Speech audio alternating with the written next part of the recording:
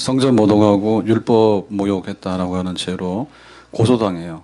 그래서 이제 재판정에 서게 되죠. 거기가 사내들인입니다. 사내들인 공회에서 재판을 받게 되는데 너 할 말 있으면 해라 해서 이제 자기 변호하잖아요. 그 변호하는 내용이 스데반의 긴 설교가 돼요. 그래서 스데반은 이 설교를 하고 돌에 맞아서 순교하게 됩니다.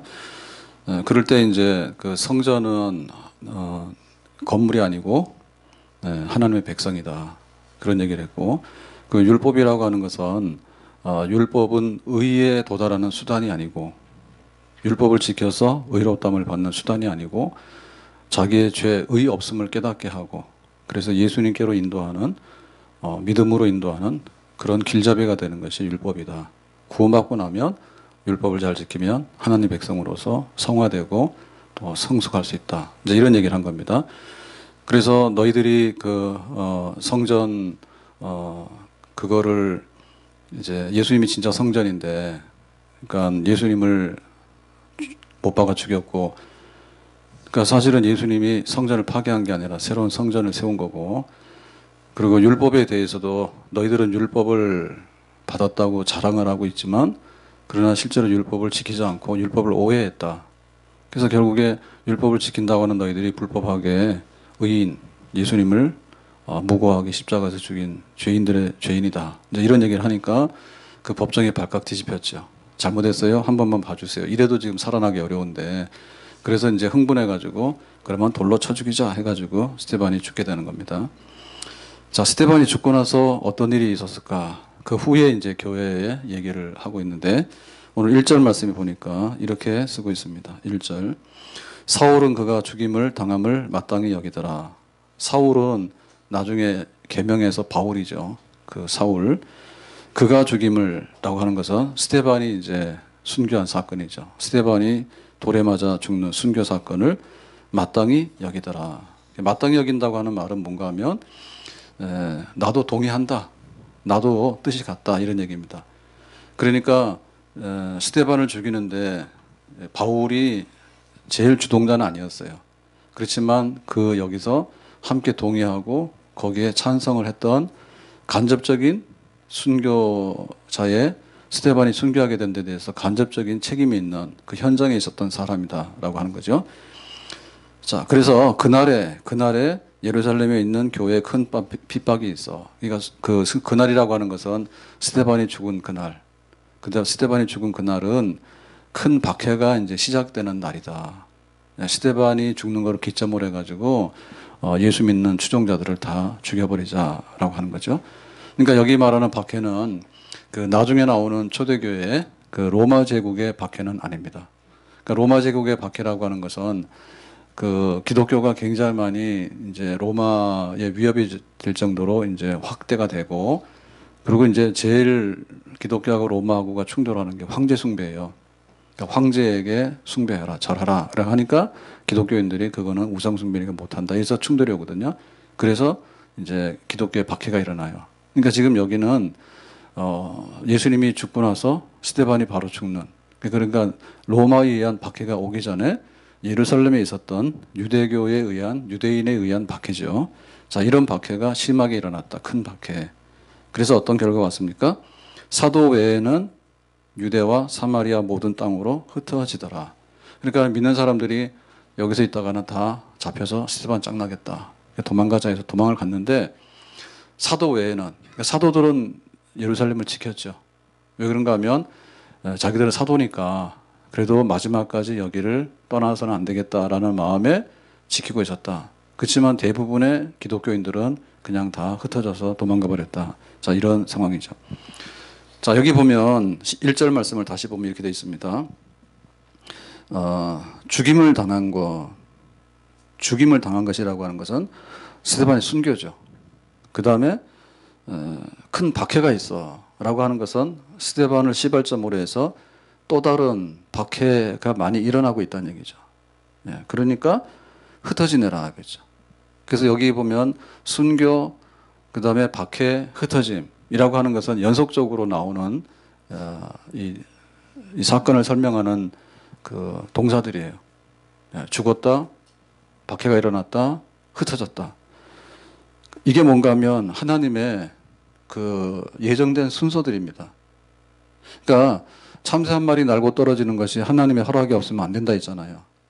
그러니까 지금 스데반이 죽는 순교하는 일, 이게 왜 있을까라고 할 때, 이 순교 사건은 또 다른 박해 사건으로 확대가 되고, 박해 사건은 흩어질 수밖에 없는 그런 사건으로 비약이 된다는 얘기죠. 그래서 하나님의 그 구원의 역사, 하나님께서 구원시키려고 할 때 어떻게 하냐면 예수님이 죽었어. 그러면 기독교가 문을 닫는 게 아니라 성령이 임해. 그러면 오직 성령이 너에게 임하시면 너희가 권능을 받아서 예루살렘과 온 유대와 사마리아와 땅끝까지 이렇게 확대돼 나가서 땅끝까지 복음이 전파된다 했잖아요. 이게 바로 뭐냐면 하나님의 구원 계획이죠. 그러니까 이 하나님의 구원 계획이 지금 이 스데반 사건으로 인해 가지고 다시 시행이 되어지기 시작하는 거예요. 그러니까 하나님의 구원 계획이 더 훼손되거나 이제 잘못돼 가지고 실패로 돌아가는 게 아니라 오히려 순교 박해는 하나님의 복음 전파라고 하는 하나님의 구원 계획을 실제로 작동시킬 수 있는 하나의 그 시작 버튼이 된 거죠. 버튼이 된 거죠. 그러니까 하나님의 그 구원 계획이라고 하는 것은 절대 뒤로 물러가는 법이 없고 실패하는 법이 없다. 다만 그것이 박해 사건을 통해서 왔다는 거예요. 순교와 박해 사건을 통해서 왔다는 거예요. 그래서 순교와 박해는 하나님의 구원을 훼손시키는 게 아니라 오히려 하나님의 구원을 더 증진시킬 수 있는 하나의 또 다른 시작이 될 수도 있다는 얘기죠. 순교했다? 그러면 그걸로 해서 끝나느냐 아니라 순교함으로 인해서 하늘의 미랄이 땅에 떨어지면 100배의 열매가 나와서 순교자가 있으면 또 많은 사람들이 야 우리 저렇게 믿어야 되겠다 이런 게 나오게 되는 거고 박해가 오게 되면 정신을 차려요. 정신을 차려서 내가 하나님을 믿을까 말까 예수 믿을까 말까 고민하다가 그래도 정신 차려서 내가 믿어야지. 박해 중에서 똘똘해지는 거예요. 똘똘해지게 되고 그 다음에 흩어지게 되는 거죠. 흩어져서 여기가 좋사오니 라고 주저앉아 있는 게 아니라 오히려 운동성이 일어난다는 거죠. 오히려 운동성이 일어나가지고 막 또 다른 이제 복음 전파가 확대되어 나간다는 얘기죠. 네, 그래서 굉장히 이 순교 내지는 박해 사건은 굉장히 그 두렵고 굉장히 혹독한 추운 겨울과 같은 그리고 갑자기 싸나운 폭풍우가 몰아치는 것과 같은 분위기를 만드는 건 맞아요. 그런데 그렇다 하더라도 하나님께서는 그러면 아무것도 못하느냐 그게 아니라 하나님이 더 강력하게 예루살렘 그리고 믿는 자들에게 역사해서 성령이 너에게 임하면 하나님이 함께 하시게 되고 그가 두려운 게 왔지만 두렵지 않고 폭우가 왔지만 그 폭우 때문에 쓸려 내려가는 게 아니라 더 정신을 차리게 되고 그래서 우리의 본연의 사명인 복음 전하는 일을 해야 되겠다라고 오히려 하나님의 강한 손과 하나님 성령의 기름 부으심이 더 많이 나타난다는 거죠. 아멘. 그래서 교회가 부흥을 안 하고 퇴보를 하려고 그러면 그냥 아무 일도 없으면 됩니다. 내 신앙생활이 대부분 다 이렇게 셀 보고서에 보면 이러죠. 뭐 남편이 어때서 그러고 시댁이 어때서 그러고 애가 어때서 그러고 또 내가 바빠서 어때서 그러고 내가 돈 벌러 가서 그러고 온갖 얘기를 다 쓴다고. 그런데 그러면 그거 다 끝나면은 교회 와서 신앙생활을 잘하느냐? 그게 언제 끝나요? 끝나지 않아요.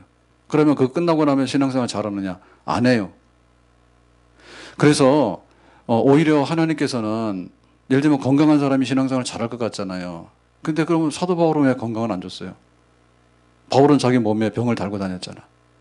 그리고 돈이 많으면은 엄청나게 선교비가 막 쏟아져 들어오면 바울이 확 쓸어가지고 선교를 잘했을 것 같잖아요. 그래서 그렇지 않아요. 오히려 바울은 굉장히 가난했어.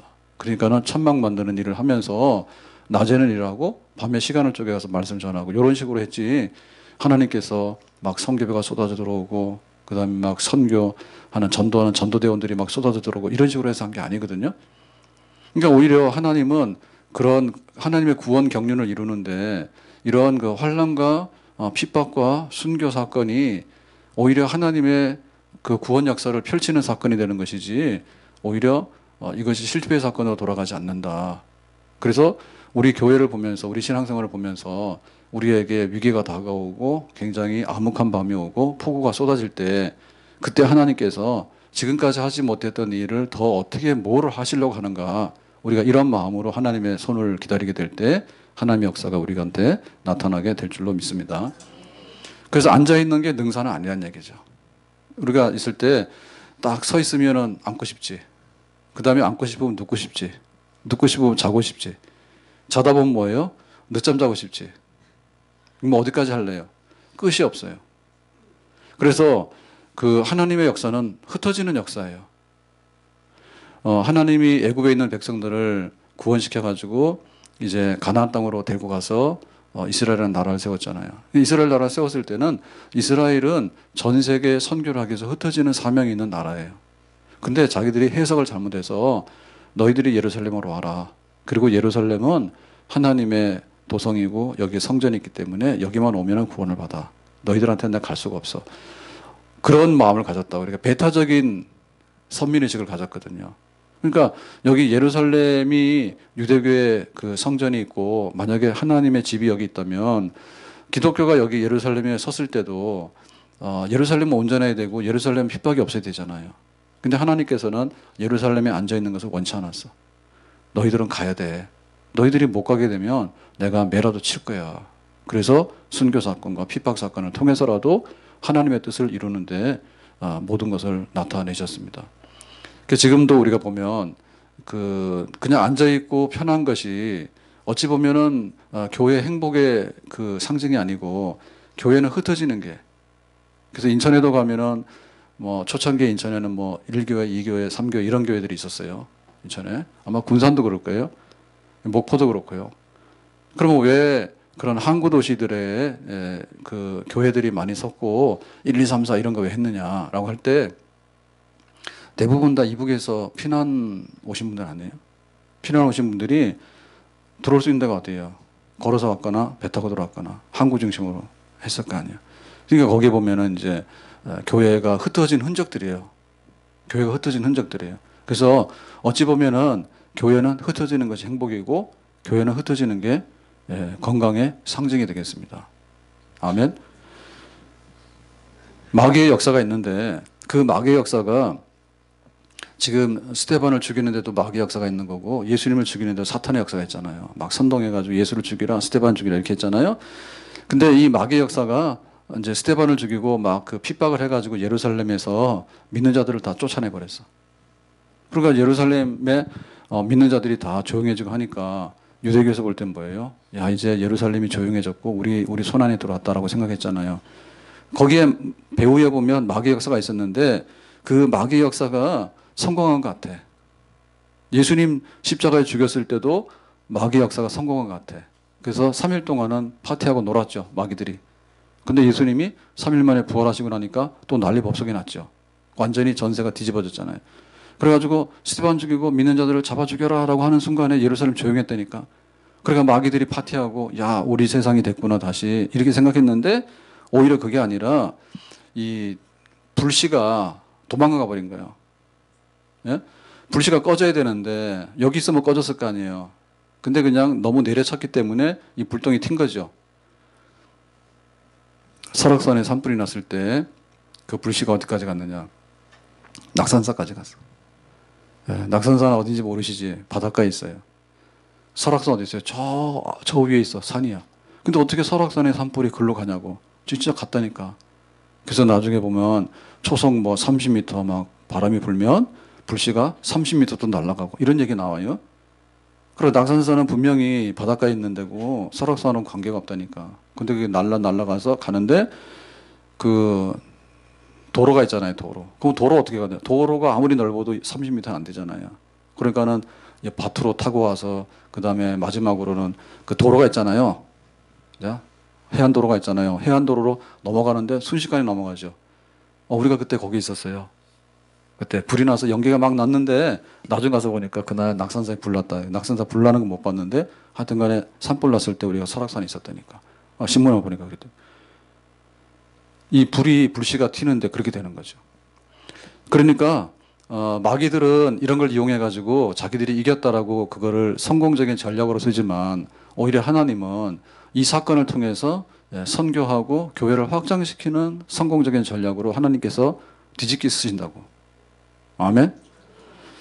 예, 중국의 사건을 보면 1949년에 공산당들이 이제 중국을 다 장악을 하게 됩니다. 우리나라 6.25가 1950년에 일어났죠. 1949년에 이제 공산당들이 중국의 그 정권을 지게 되는데, 그러니까 중국에 파견되어 왔던 선교사들이 굉장히 많았는데, 그 선교회 중에서 제일 큰 선교회가 뭐냐면 허드슨 테일러가 세운 선교회, 내지 선교회예요. 예. 허드슨 테일러가 세운 그 중국 내지 선교회인데, 거기에 소속된 선교사들이 637명. 근데 한순간에 나가라 해서 다 추방당했어. 그러면 중국에 있는 선교사들이 일시 쫓겨났으니까 중국 교회는 무너지게 되고, 믿는 자들은 공산당의 핍박에 의해서 교회가 문을 닫을 거다. 굉장히 혹독하게 핍박을 했잖아요. 근데 그게 아니라 4년 후에 조사를 해봤더니 637명의 그 OMF의 전신인 내지 선교회에 그 소속된 선교사들 중에 286명이 동남아하고 일본으로 재파견이 됐어. 그러니까 중국에서 쫓겨났지만 자기 본국으로 돌아가서 자기 집 안방에서 앉아 있었던 건 아니에요. 일본으로 가고 동남아 흩어져 가지고 그 선교사들이 다시 중국 선교가 아니라 확대된 아시아 선교를 해버렸다는 얘기죠. 그러면은 중국에서는 선교사도 활동을 못하니까 중국 교회는 다 무너져 죽었느냐? 그게 아니라 지금 와서 조사를 해보니까 그 당시에 40배 되는 중국의 그 지하교회 있죠. 예. 국가에서 공인되지 않은 그런 교회들이 얼마나 많은지 몰라요. 믿는 사람들이. 그러니까 오히려 선교사들이 있을 때는 거기에 의존하게 되고 자기들이 굉장히 약했단 말이에요. 근데 선교사들 떠나고 나고 그다음에 공산당 핍박을 받게 되고 하니까 변절해서 기독교를 버린 사람도 있겠죠. 근데 그게 아니라 오히려 지하로 숨어버려가지고 기독교의 생명력이 그것도 막 움트기 시작하는 거예요. 우리가 겨울이 오면 낙엽이 지잖아요. 그러니까 지금 단풍나무만 단풍은 아닌 것 같더라고. 그래서 우리는 주로 단풍을 찾아다니잖아요. 단풍나무 찾아다니잖아요. 그러니까 벚나무도 단풍이에요. 은행나무도 단풍이고. 그리고 은행나무 막 떨어지는데 요 탄현동에도 요 가로수가 은행이잖아요. 그래서 멀리서 보면 멋있어요. 그러니까 우리가 볼 때 이 낙엽이 지고 겨울이 오잖아요. 그러면 모든 것이 현상적으로 볼 때는 뭐죠? 야, 꼭 세상이 죽은 것 같다. 이런 생각이 들잖아요. 겨울에 보면은 나무 잎사귀 하나도 없잖아요. 그죠? 이런 잎사귀 있는 거는. 근데 보면 뭐예요? 봄이 되면 다시 나죠. 봄이 되면 다시 나요. 그래가지고 막 꽃을 피우면서 그 다음에는 가을이 되면 막 은행도 열리고 막 이런 일 있잖아요. 그러니까 이게 겉으로 볼 때는 마귀들이 이긴 것 같아. 왜 우리가 순교를 하고 왜 우리가 핍박을 받아야 됩니까? 아, 우리에게 돈을 주세요. 우리에게 병을 고쳐주세요. 우리가 따뜻하게 해주세요. 우리에게 자유를 주세요. 모든 것이 만족되면 비로소 우리가 성공하는 것 같지만 하나님의 역사는 그렇게 하는 게 아니더라. 오히려 이 환난과 핍박을 통해서 더 많은 복음에 확산되고 전파되는 그런 역사가 나타나게 되는 것입니다. 그래서 우리가 교회에 그 원형들을 찾아야 되고요. 우리 신앙의 원형의 모습을 찾아야 돼. 그러니까 지금은 교회 은혜라는 게 뭐냐면 어서 오세요. 지나가다 보니까 스타벅스 커피가 꽤 넓더라고요. 조그만 데는 없죠. 그게 조그만 개인 거는 작은지 모르지만 스타벅스나 이런 거 보면 굉장히 매장이 크고 막 그림도 붙여놓고 뭐가 있는 것처럼 해놨잖아요. 그러니까 우리는 손님 대접을 받는데 교회 와서도 이렇게 손님 대접을 받을라 해. 그래서 가급적이면 정말 숟가락 하나도 안 들고 입에다가 떠나달라 해. 그래서 말씀에 은혜가 없어요. 왜 은혜가 없느냐? 아, 내가 은혜 안 된다니까. 그런 식이 나와요. 그래서 우리가 하나님 말씀의 은혜라고 하는 것도 늘 우리가 성경을 읽고 성경을 묵상하고 그 가운데서 은혜 받는 체질이 돼야 됩니다. 제가 턱이 오른쪽 왼쪽에 안 맞아요. 사람에도 안 맞는 게 있는데 안 맞아. 그래서 이쪽 오른쪽을 너무 많이 썼어. 그 말하자면 이 뼈가 좀 많이 써가지고 아무리 많이 쓰면 이게 닳잖아요. 왼쪽은 약간 시린니. 하여튼 언젠가는 모르지만 차갑고 뜨거운 거 하면은 안 좋아. 그러니까 나도 모르게 뭐 음식이 차갑고 따뜻하게 들어가면은 자동적으로 오른쪽으로 가. 그래서 하다 보면 턱에 근육도 이쪽에 많이 쓰고 뼈도 많이 쓰고 그러죠. 그래서 이제 골고루 쓰는 게 좋아. 근데 사람이 이렇게 턱 운동이나 이 치아도 운동을 해야지 튼튼하죠. 골고루. 한쪽 안 쓰거나 한쪽 너무 많이 쓰면 한쪽 너무 많이 쓴 쪽에는 병이 나고 한쪽 안 쓰는 쪽에 병이 나잖아요. 골고루 써줘야 돼. 관절도 마찬가지죠. 근데 뭐 하나님 말씀 뭐냐면 하나님 말씀도 그냥 가만히 있어가지고 들어놓아가지고 떠먹여서 맛있는 말씀이라고 하는 것은 그런 말씀은 사실은 있을 수가 없어요. 기도해 주세요. 그러면 그냥 막 마술이 되듯이 순식간에 뭐가 팍 이루어질 거예요. 그런 일도 있지만 여러분 기도도요 굉장히 씹으면 씹을수록 맛이 나는 겁니다. 아멘.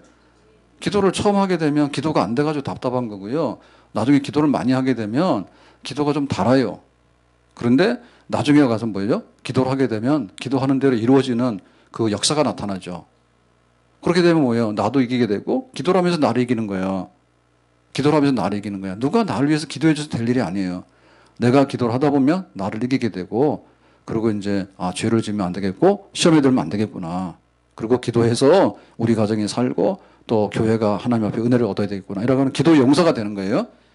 그러니까 그것은 우리 속에 있는 그 원래 가지고 있는 건강한 에너지야. 그런 것들이 중요한 거라. 그러니까 교회가 순교, 핍박, 흩어짐이라고 하는 것은 원래 교회가 서 있는 생태 환경이 그래요. 생태 환경이.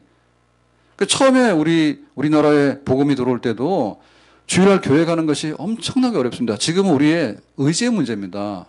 네, 교회로 오고 싶으면 교회로 가는 거고 놀러 가면 놀러 가는 겁니다. 옛날에는 집안에 주로 남자들이 아니라 여자들이 먼저 믿었어요. 여자들 중에서도 아이들이나 정말 한많은 과부 아니면은 막 시댁에서 엄청나게 시집살이 하는 사람들 옛날에 시집살이를 다 해야 되잖아요. 그런 사람들이 목숨 걸고 교회를 나오면서 온 거야. 교회가 가깝기는 합니까? 그러면 주일날 가서 예배를 한번 드리려고 그러면 10리, 20리 걸어 나와서 예배를 드리고 예배당이 없으니까 그런 식으로 해서 했다니까 얼마나 은혜가 되겠어요. 얼마나 되겠어요. 그렇게 해서 체질이 정말로 내가 예수 믿는 사람의 체질이 된 거예요. 그래서 제삿날이 되면 제사 드려, 제사를 드려야 되는 거고 며느리가 돼서 제사상 준비해, 그러면 해야 되는 거고. 근데 그런 고통을 안고서 내가 결단을 하고 믿었다고요. 그러니까는 뭐예요? 신앙이 깊이 바뀌겠죠. 아멘? 지금 뭡니까? 지금은 예? 화장하는데 1시간 걸리는데 예배 시간이 늦으면 30분밖에 안 드리잖아. 11시 반에 와서 12시 가버리잖아. 화장하는데 1시간 걸려. 다이어트 하는 데는 가가지고요 몇십만 원 내면서요 살 뺀다고 안 먹으면 빠져버려요. 근데 가가지고는 키로당 빼는데 얼마 해가지고 그거 저거 빼는데 교회 와서 헌금하려고 그러면 손이 부들부들 떨려가지고 도대체 말이야 뺏기는 것 같고 말이야. 그러니까 그런 게 어디서 왔냐 할 때 우리가 가지고 있는 그 원래 환경 생태계 자체가 우리가 생각을 잘못해서 그런 거예요. 아멘. 교회도 손님 대접받는 교회가 내 교회가 아니라 내가 앉아서 섬기는 교회가 내 교회입니다. 아멘. 그러니까 우리 교회라는 말 잘 안 나오는 거예요. 우리 교회라는 말 잘 안 나와. 내가 섬기고 내가 피땀 흘리고 내가 기도하고 내가 애쓰는 그런 교회가 돼야 되는데 이 교회 저 교회 하니까 이 교회 갔다 저 교회 갔다가 자 그래서 이제 순교와 박해와 흩어짐이라고 하는 것은 하나의 세트인데 이것은 우리 신앙생활이 원래 이거를 뚫고 일어나도록 돼 있다. 교회가 이렇게 돼 있고 우리 개인이 그렇다. 예. 자 그러면은 더 이상 어떻게 됐을까라고 할 때 자 3절에 보니까 이렇게 말합니다. 3절 사울이 교회를 잔멸할세 각 집에 들어가 남녀를 끌어다가 옥에 넘기니라. 자 여기 사울은 나중에 바울 되는데 이제 스데반을 돌려 쳐 죽여라고 하니까 그냥 흥분해서 막 죽인 겁니다. 그때 사울이 거기에 있었잖아요. 그리고 자기도 거기에 동의했잖아요. 그러니까 그때는 약간의 이제 뒤로 물러서 가지고 그냥 동참만 했습니다. 동참만. 근데 스데반이 죽는 사건을 겪고 나서 이 사울이 더 포악해졌어. 그래가지고 이제 초대교회를 박해하는 전면에 등장을 해요. 스데반 죽이려 할 때 제일 먼저 앞장선 사람 아니에요. 근데 스데반이 죽고 나서는 제일로 앞장섰어. 그래서 교회를 잔멸할세, 잔멸이라고 하는 것은 뭐냐면 그야말로 이렇게 파괴시키는, 포도원을 황폐화시키는. 그런데 멧돼지가 들어가서 그 농장을 갖다 뒤집어 엎어버리는. 그러니까 난폭하고 해집어가지고 아주 그냥 있는 거를 그냥 놔두지 않고 다 피폐시켜버리는 이런 식의 것이었다. 그러니까 스데반 죽일 때는 그냥 구경만 했는데 스데반 죽고 나서는 전면에 나서서 내가 앞장선다고 해가지고 이 사울이 그 예루살렘과 믿는 자들에게 있어서 공포의 대상이 됩니다. 그래서 나중에 뭐랬냐면 내가 비방자요, 박해자요, 폭행자, 그리고 나는 죄인의 괴수였다라고 할 정도로 사울이 심하게 이 교회를 훼손하는데 앞장을 서는 사람이 됐어요. 그래서 방법은 남녀를 끌어다가 옥에 넘기니라. 어떻게 해요? 각각 집에 들어가서. 그러니까 예수 믿는 사람이 있는가라고 조사해가지고 믿는 사람이 있다 그러면 잡아다가 감옥에 넣고 하는 거를 그 예루살렘에서 계속 하는 거죠. 앞장서서. 이 사울이 자꾸 박해하잖아요. 그러니까 이 박해 속에 있는 기독교인들은 뭐가 됩니까? 정말 저 사울한테 걸렸다면 죽는 거야. 그러니까는 스데반 죽은 게 문제가 아니라 사울에게 걸리면 자기들 다 죽게 생긴 거야.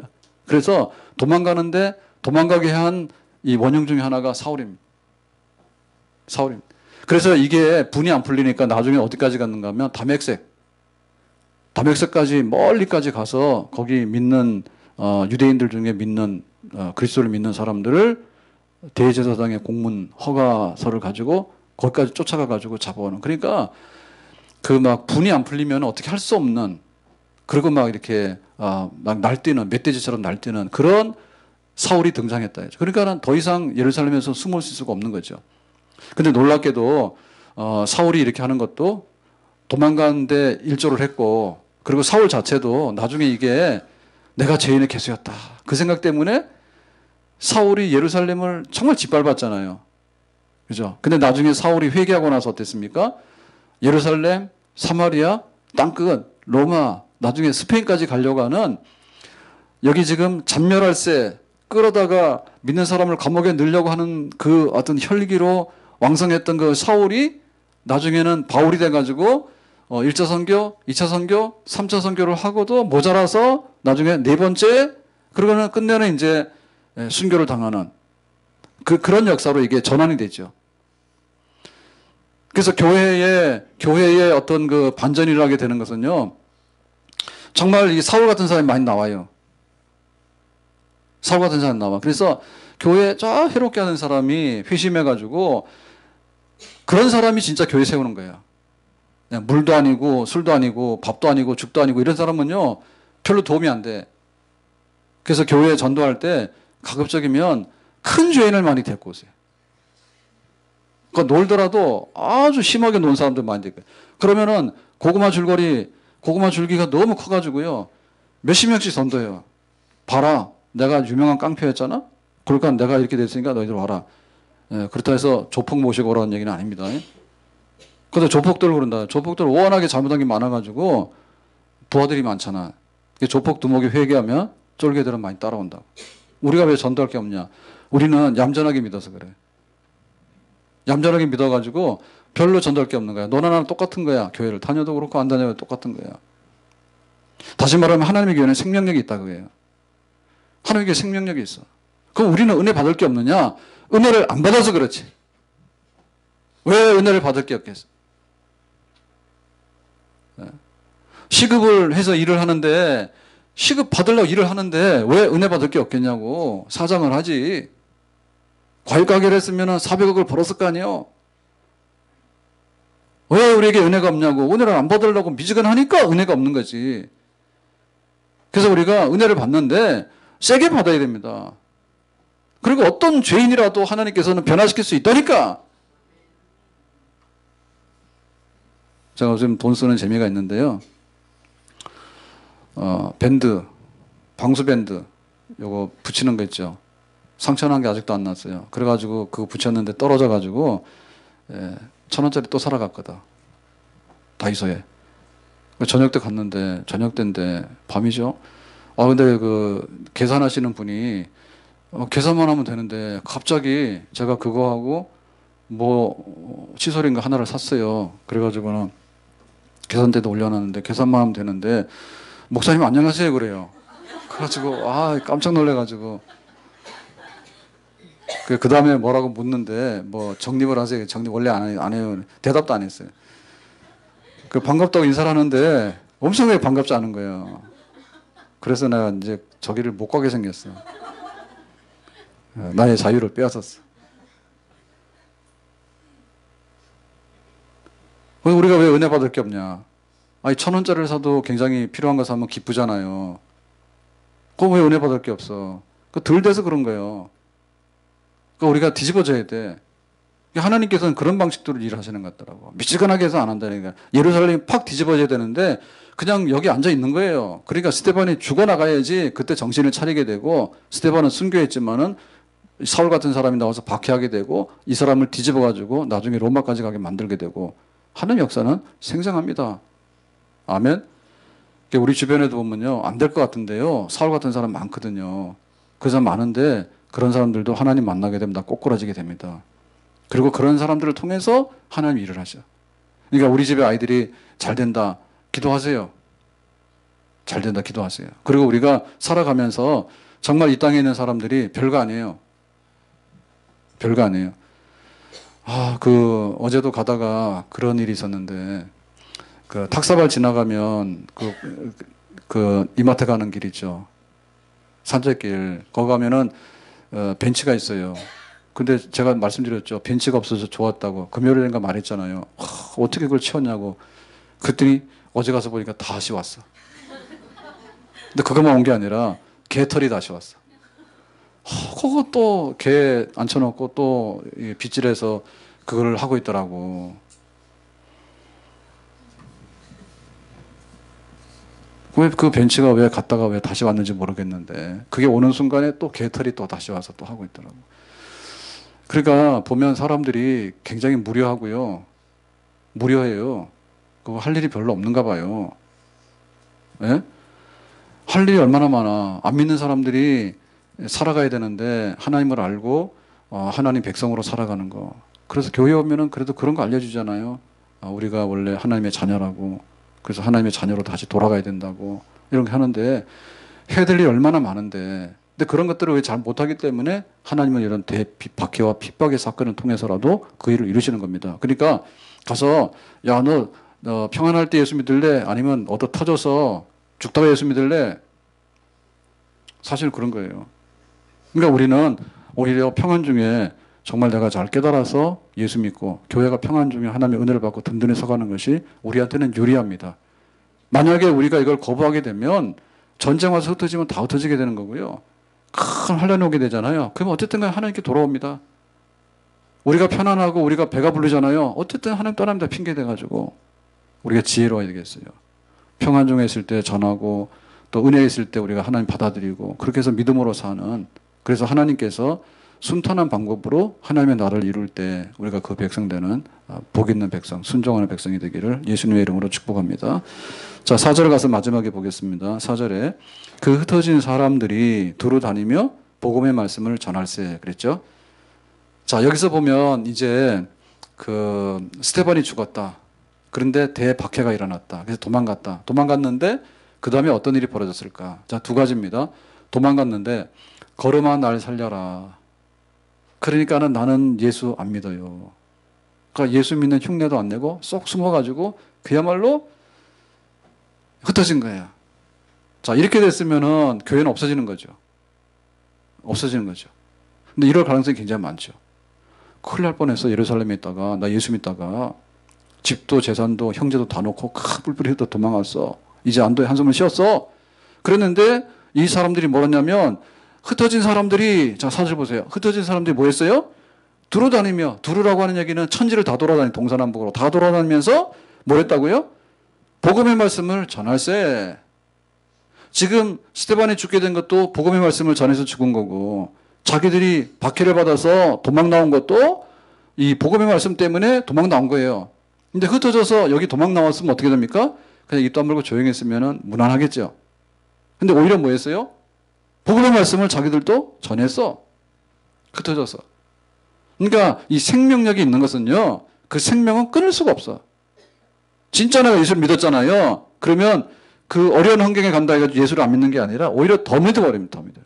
복음 말씀 전할세. 자, 여기서 어떤 발전이 있었냐면, 발전이 있었는데, 처음에는 사도들이 말씀을 전했어. 베드로가 와서 오순절날 성령이 임해서 방언하게 되니까, 야, 얘네들 술 취했다 그러니까 베드로가 나와서 그러죠. 술 취한 게 아닙니다. 요엘 선지자가 말한 대로 성령이 임해가지고 지금 하나님의 마지막 구원 역사가 일어난 증거로서 지금 방언을 하고 있는 겁니다. 그래가지고 베드로가 입을 열고 너희들이 십자가에 못 박아 죽인 예수가 바로 그리스도고 메시아고 하나님의 구원자다. 너희들이 십자가 못 박아 죽었지. 회개하라 라고 하니까 사람들이 회개했죠. 그러다가 베드로가 감옥에 들어가고 나오고 들어가고 나오고 했죠. 사도들이 했대, 사도들이. 그 다음에 사도들이 이제 하다가 막 일이 벅차니까 누가 나섰습니까? 스데반. 7 집사를 세워가지고 그 중에 스데반이 나와서 또 설교를 하고 또 막 기적을 행하고 사도들이 12인데 사도들보다도 나중에 세운 이 7 집사들이 또 나서서 또 하는 거야. 2차적으로. 그러나 유대교가 볼 땐 뭐예요? 아니 베드로를 잡아놓았더니 스데반이 일어나서 하고 그래서 스데반 너무나 미워가지고 돌로 쳐 죽이자 해가지고 죽였잖아요. 그랬더니 스데반은 죽였는데 도망간 사람들이 그래서 여기 흩어진 사람들 그랬는데 이 사람들이라는 것은요 유명한 사람들이 아니에요. 베드로, 스데반 이런 사람 다 아는 사람이야. 근데 여기 흩어진 사람들이라고 하는 것은 그냥 믿는 사람들 다수예요. 그러니까 여기에 성경에다가 이름을 올릴 만큼 그렇게 유명한 사람들이 아닌 사람들이야. 우리로 말하면 그냥 일반 신자들이야. 일반 성도들이야. 일반 성도들이 흩어진 거야. 그러니까 복음을 전하는 사람들의 주체가 변했다. 얘. 주체가. 처음에는 베드로, 나중 가서는 집사 중에는 스데반. 이동안이 흩어져가지고 다닌 사람들은 뭐냐면 이름 없는 무명의 전도자들. 그러다가 본물이 터진 거죠. 물이 터져가지고 사방 천지로 막 이렇게 흘러가는데 누가 누군지도 모를 정도로 다수의 전도자들이 나와서 사방으로 흩어져서 복음을 전하니까 성령이 너에게 임하시면 예루살렘과 유대와 사마리아까지 땅끝까지 간다 했는데 이것을 시행하는 사람들이에요. 다수의 사람들. 그러니까 이 사람들은 뭐냐면 훈련된 신학자나 혹은 훈련된 목회자나 혹은 전문 선교사가 아니에요. 그냥 일반인들이에요. 내가 예수를 진실히 믿는 사람들, 이런 사람들로 인해서 이 복음이 전파되게 된 것이죠. 그리고 여기서 말하는 이 복음이라고 하는 것은 뭐냐면, 복음이라고 하는 것은 그냥 좋은 소식입니다. 좋은 소식. 좋은 소식. 그러니까 이 좋은 소식이라고 하는 것은 뭐 성경 전체를 심오하게 가르치는 학자나 무슨 유명한 설교자가 아닌 거예요. 좋은 소식이 뭐예요? 오늘의 좋은 소식은 뭐예요? 오늘의 좋은 소식은 1+1. 또 오늘 좋은 소식은 뭐예요? 그냥 가을날 좋으면 비 오는 날은 안 좋아요. 가을에. 그러니까 좋은 소식이라는 게 뭐냐면 굉장히 단순한 얘기예요. 단순한 얘기. 좋은 소식은 율법이 있는데 율법이 이렇게 하니까 이런 거 이렇게 지켜야 되고 이렇게 해서 뭐가 더 이렇게 얘기를 하면 너무나 머리가 아픈 거야. 그래서 너는 그러니까 안 돼. 바리새인들은 되지만 너 같은 사람 안 돼. 이런 거 하니까 어렵잖아요. 그리고 그거 들으면 들을수록 뭡니까?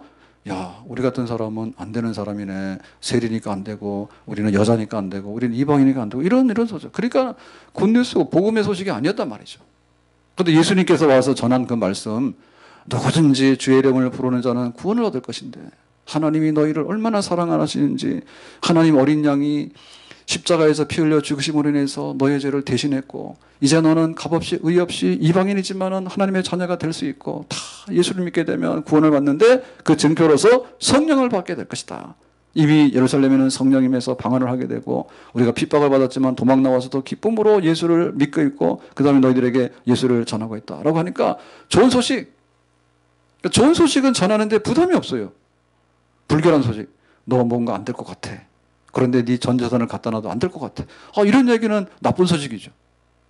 그 좋은 소식이라는 게 뭐냐면 하나님의 구원이 임했는데 너도 하나님 구원을 받을 수 있고 하나님께서 이제 문턱을 낮춰서 똑같은 사람도 모자라는 사람도 또 지식이 부족한 사람도 이방인도 죄인들도 다 하나님이 구원하시는데 너희들이 다 구원받을 수 있다라고 하니까 내용이 아주 단순하고 일반화됐다는 얘기야. 그리고 들으면 들을수록 좋은 거야. 하나님이 세상을 이처럼 사랑하신 너를 사랑하셔. 유대인만 사랑하는 게 너를 사랑하시고 너 율법도 안 지켰지. 율법도 몰랐지. 괜찮아. 예수님 앞에 나오면 너의 죄를 씻을 수 있고 너는 하나님의 자녀가 될 수 있어. 라고 하니까 그 내용 자체가 달콤한 거예요. 아멘. 하나님의 구원을 전해주는데 조건 없이 이 선물을 받으라고 하는 만큼 달콤한 말이 어디 있어요. 복음 전하는 거죠. 아멘. 우리가 가가지고 무슨 얘기를 하는데요. 자기 사상을 퍼뜨리는데 굉장히 힘듭니다. 나는 있잖아. 막 어떡. 근데 사람들이 그런 걸 굉장히 좋아하거든요. 그런데 그게 아니라 누가 들어도 좋은 거 있잖아요. 누가 들어도. 하나님의 나라로 들어가는 백성이 될 수 있고 좋은 거. 까다롭지 않은 거. 그래서 이제 그 예루살렘의 순교, 박해, 흩어짐의 사건이라는 것은 정말로 기독교가 꺼져가는 등불처럼 하나둘 해서 숯불이 다 꺼져가지고 냉하게 돼가지고 숯덩이 돼서 새카매졌다라고 하는 게 아니라 어찌 된 것인지 핍박이 일어나는데 흩어지더니 흩어진 사람들 아주 불이 일어나는데 불이 일어나가지고 산불이 돼버려가지고 나중에는 유대와 사마리아까지 다 태워버려가지고 전 세계로 가는 그런 성령의 불이 됐고 복음의 불이 됐다. 그걸 지금 성경이 설명하는 거예요. 그러니까 우리 교회가 이런 교회입니다. 아멘. 우리의 신앙이 이런 신앙입니다. 아멘. 남이 다 죽었는데 씨도 안 났다. 그건 있을 수가 없는 거지. 남이 또 죽었는데 왜 씨가 안 나냐. 나 죽으면 하늘의 미랄이 땅에 두는 100배의 열매가 있죠. 아멘. 우리 자녀들이 믿고 우리 가족들이 믿고 우리 이웃이 믿는 생명이 있잖아요. 우리 안에. 그 누가 하느냐라고 할 때 흩어진 무명의 전도자들이야. 그게 바로 교회 생명이야. 목사님 전도하세요. 선교사님 전도하세요라고 하는 게 아니라 목사님도 전도하고 선교사님도 전도하지만 흩어지는 성도들 정말 예수 믿었던 진실한 그리스도인들 이런 사람들이 하나의 미랄이에요. 아멘. 교회가 그 생명이 퍼져야 돼. 교회가 그 생명이 없으면 그 교회라 할 수 없어요. 누구나 무명의 전도자가 될 수 있는 거.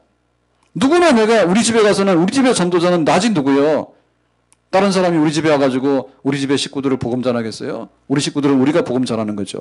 내가 아는 친구들과 내가 아는 부모 형제들에 대해서는 누가 복음을 전하겠는가? 바로 우리가 무명의 전도자인 우리가 거기에 파송된 전도자고 선교사입니다. 아멘? 그리고 복음에 대해서는요. 복음 진짜 알아야 돼. 그 교회를 왔는데 왜 복음 모르냐고요. 우리가 한 달 동안 기도하고 또 전도합시다. 그리고 예배 이렇게 드렸는데 어찌 보면 나는 교회를 30년, 40년 다녔는데 뭐 예수 믿으라는 얘기를 또 하고 전도라는 얘기를 또 하냐고 좀 모르는 얘기, 새로운 얘기 좀 해달라. 그럴 수도 있어요. 그리고 또 전도하라 그러니까 더 싫어하고 그러는데 사실은 우리가 가야 되는 길입니다. 왜냐하면 이 복음은 기쁜 소식은 100번 들어도 기쁜 거예요. 아멘? 엄마 좋아요. 아이고 우리 딸 수고했어. 우리 아들 수고했어. 그거 싫어하는 사람은 뭘 합니까? 그럼 날마다 다른 아들 데리고 와? 예? 그러니까 좋은 거는 그냥 좋은 거예요. 오늘 날이 가을인데 참 좋네. 날도 시원하고 단풍도 지고 하늘은 높고 참 좋은 계절이네. 라고 하는 것은 언제 보더라도 가을에 좋은 날이죠. 아멘? 만약에 복음이 좋다고 복음을 전하자고 하는데 그거 했던 얘기 또 하고 재미없는 얘기 또 하고 안 믿는 사람한테는 하지 왜 우리가 합니까? 라고 말한다면 안 되는 거야. 잔치는 항상 잔치인 거 아시죠? 주인공만 바뀌는 겁니다. 네, 결혼잔치가 항상 좋은 거고 먹을 거 있습니다. 신랑 신부 바뀌는 거예요. 그러니까 우리는 신랑 신부 상관없어. 잔치니까 가는 거지. 좋은 자리니까 가는 거. 결혼 그 자체가 좋은 것이지. 물론 축하를 해주러 가는데 신랑 신부 자체가 우리를 기쁘게 하는 건 아니잖아요. 잔치라고 하는 것이 기쁘게 하는 것이지 다른 일로 가면은 그 사람이 있다 하더라도 별로 기쁜 일은 아니잖아요. 그러니까는 내가 예수 믿고 교회 간다, 다닌다라고 하는 것은 항상 들어도 기쁜 소식입니다. 다만 주일만 바뀐 거야. 그죠?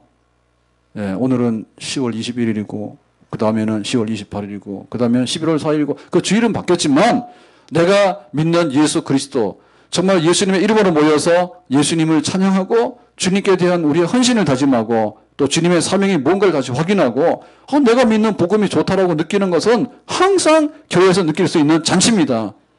아멘. 이것이 살아있을 때 복음은 전파되는 거고 교회는 사는 거예요. 복된 소식, 복음의 소식, 복음의 말씀, 그게 우리에게 주어진 축복이에요. 흩어지는 사람들이 누구냐? 비록 매는 맞았지만은 아프지요. 그렇지만 흩어짐으로 인해 가지고 주님의 구원 역사와 하나님의 교회가 전 세계를 향해서 어떻게 가는가를 이뤄나가는 사건들이죠. 아멘. 오늘 말씀 맺겠습니다. 우리에게 만약에 등 따뜻하고 배부르고 또 교회가 모든 것을 갖추고 그래서 뭐냐면 우리는 날마다 부시고 고치고 부시고 고치고 앉아가지고 그 타령하다 말 거예요. 그러니까 아예 그런 생각 버립시다. 이 세상은요 아무리 봐도 가는 험한 나그네 길이에요. 아멘. 그러니까 우리가 어떻게 우리의 속사람이 새로워지는가를 중심으로 살아야 되지 겉에 있는 모양을 가지고 살다 보면 그냥 주부들 그러죠. 살림살이 여기다 놨다 저기다 놨다가 멀쩡한 것 갖다가 버렸다가 나중에 안 되면 자동차도 버려. 10년 안 타. 갖다 버렸다가 요새는 안 되면 또 남편도 아내도 다 버리지. 딱 화덕치겠다가 거기에 답이 있는 게 아니라 우리가 거친 환경 속에 있는 거예요. 그러니까 우리의 신앙의 야성 우리가 바깥에 나가서 비를 맞고 바람을 맞고 살아나갈 수 있는 그런 생명력이 있어야 되는데 그게 없다 보니까 바람이 지나가고 나면 쓰러지지 다시 일어날 줄을 몰라. 그래서 우리 아이들이 약하다고요. 사람들이 약하다고. 왜냐하면은 옛날에는 이거보다 더 지금 보면 우리 날씨가 보면은 좀 쌀쌀해지면은 옷들 막 바꿔 입고 오는데 진짜 겁나게 옷을 잘 바꿔 입거더라고. 겨울옷 막 이런 거 막 바꿔 입잖아요. 근데 옛날 사람들 이런 거 있었나요? 없어요. 우리가 겁나게 잘 살아요. 그런데 그보다 더 중요한 건 뭔가 하면 우리에게 오는 것들이 때로는 바람이 불 때도 있고요. 때로는요 눈이 올 때도 있고 그래. 근데 그거를 극복해 나가는 그런 힘이 약해. 그러니까 한겨울에도 반팔 입고 집에 아파트 살다가 나와가지고는 감기 걸렸다고 그러고 막 그러고 다니거든요. 옛날에는 집에서 코 나왔죠. 애들이 겨울 지나면서 감기를 매일 달고 살아가지고 그 감기 중에서도 괜찮은 감기가 뭐예요? 누렁크예요? 시프런크예요? 예? 그럼 지금은 그냥 막 저기만 되면 겨울만 되면 이분입고 가가지고요 코 빼느라고 야단이에요. 옛날에는 그냥 코 같은 거는 그냥 먹고 살았잖아요. 너무 깨끗해가지고 그냥 콧바로 먹고 살았잖아요. 그러고 살았잖아요. 그래서 지금은 그냥 애들 한겨울에도 반팔 입혀놓고는 감기 걸렸다고 그래가지고는 그 정도 약해졌다. 그래서 우리의 주어진 교회 환경이라는 것이 그게 따뜻하고 등 따뜻한 게 능사는 아니더라. 아멘? 하나님께서 뜻이 계시면 우리에게 때로는 순교도 오고 때로는 바퀴도 오는 겁니다. 그럴 때마다 우리가 뭐냐면 내가 잘 믿어야 되겠고 잘 믿고 나면 우리는 어쩔 수 없이 좋은 소식을 전하는 하나님 나라를 세워나가는데 우리가 입을 열고 행동하는 그런 산 생물처럼 살아가는 그리스도인이 되어야 될 줄로 믿습니다. 아무것도 안 하고 그냥 은혜를 끼쳐주세요. 근데 전도는 전도사님이 하시고요. 나는 아무것도 안 해요. 만약 교회가 그렇다면 뭐냐면 교회는 백화점은 되고 뭐 다른 건 될 수 있을지 모르지만 정말 거기에 생명을 살리는 그런 운동은 끊어지고 말 겁니다. 아무튼 간에 나 예수 잘 믿자. 아멘. 그리고 믿었다 하면 예수님이 좋다. 이 복음의 말씀을 전하는데 앞장설 수 있는 그게 바로 내가 살아있다는 증거입니다. 아멘. 가을을 보면서 가을이 좋다는 생각이 안 들면요 여러분 안 되는 겁니다. 가서 매번 말씀드리지만 봄 되면 빨리빨리 사진 찍으시고 그죠? 은행 여기 잎이라도 아직도 남아있거든요. 가서 사진 찍으세요. 그리고 은행잎이 다 떨어졌걸랑 길바닥에 누군가 은행잎을 잘 쓸지 않더라고. 그러니까 은행잎 밟고서 사진 한번 찍으시오. 그래야지 살아있는 거예요. 내가 예수 믿었는데 맛도 없어. 내가 교회를 왜 가는지, 내가 기도는 왜 해야 되는지, 내가 복음 왜 전해 다 병들었어? 정말 예수 믿으라고 팔팔 뛰는 생선이 있죠. 살아있는 생선. 그 교회가 살아있다는 증거입니다. 날마다 하나님 앞에서 좋은 소식 듣고 좋은 소식 전하는데 힘쓰는 초대교회가 가졌던 그런 모양으로 나갈 수 있기를 주님의 이름으로 축복합니다. 기도하겠습니다. 오늘 주신 말씀과 같이 우리도 환난과 박해 중이라도 복음 전하고 믿음 지키는 사람들 되기를 원하고 정말 하나님 앞에 생명이 넘쳐나는 우리 신앙생활 교회가 되기를 원합니다. 예수님의 이름으로 기도합나이다. 아멘. 찬송 336장입니다.